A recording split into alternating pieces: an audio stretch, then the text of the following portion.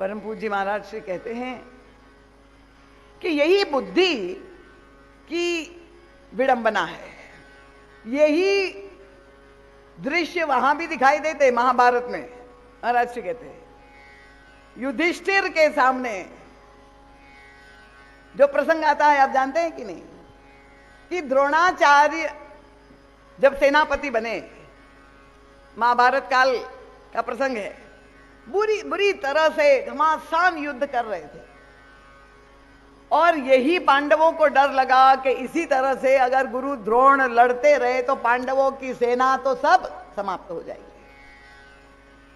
और तब क्या करे, वहां तो एक से एक कलाकार बैठे हुए थे, उनका किस तरह से वो युद्ध क्षेत्र को छोड़ेंगे। एक ही उपाय है कि अगर गुरु द्रोणाचार्य, क्योंकि आसक्ति उनके पुत्र से बहुत अधिक है, उनको अगर ये पता चल जाए कि उनका पुत्र अश्वत्थामा मर गया है तो वो शस्त्र का त्याग कर देंगे, युद्ध से विरत हो जाएंगे और कोई उपाय नहीं है। तो कहा कि ऐसा सत्य भाषण कैसे कर सकते हैं। और तब भीम ने कहा मेरे पास उपाय है।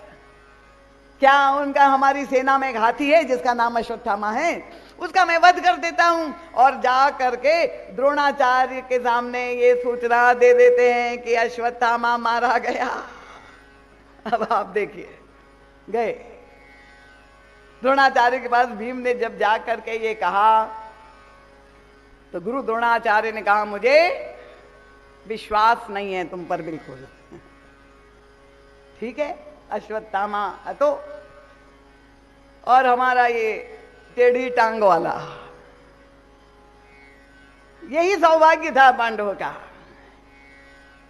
कि वो भगवान श्री कृष्ण उनके पीछे खड़े थे।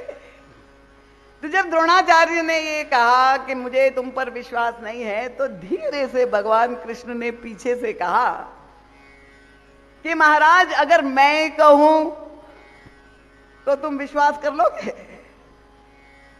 अब आप देखिए क्या विडंबना है कि द्रोणाचार्य ने कहा तुम पर तो मुझे बिल्कुल ही विश्वास नहीं है। देखिए कितनी बड़ी विडंबना है। अब कैसे मानोगे? अगर युधिष्ठिर कहेगा, युधिष्ठिर पर क्यों विश्वास है कि वो सत्यवादी है, उस युग का सबसे बड़ा सत्यवादी। कृपा पूर्वक हम लोग ये मनोवैज्ञानिक विश्लेषण कर रहे हैं। द्वापर युग का सबसे बड़ा सत्यवादी युधिष्ठिर थे।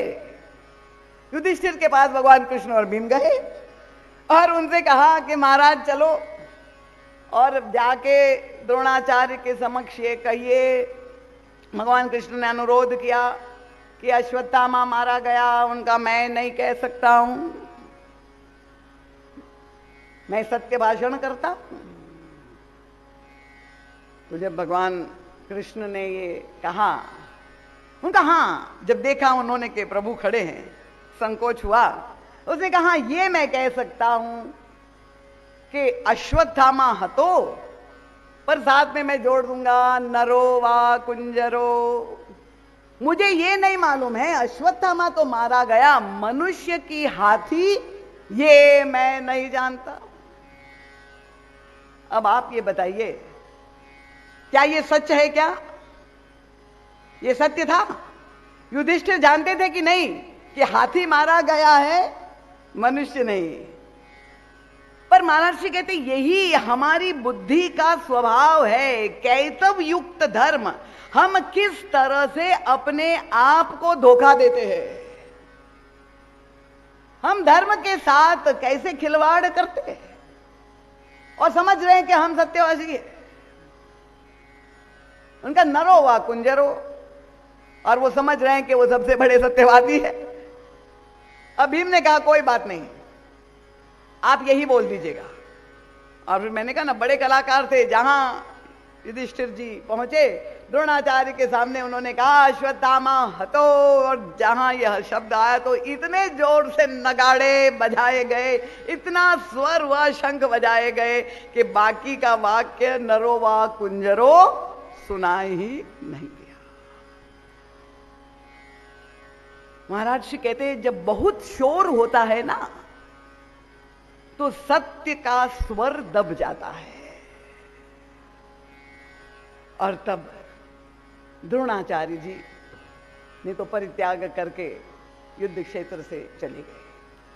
पर परिणाम क्या हुआ आप जानते हैं कि युधिष्ठिर का जो रथ पृथ्वी से ऊपर चलता था वो आकर के नीचे भूमि पर आके अटक गया, चलने लगा।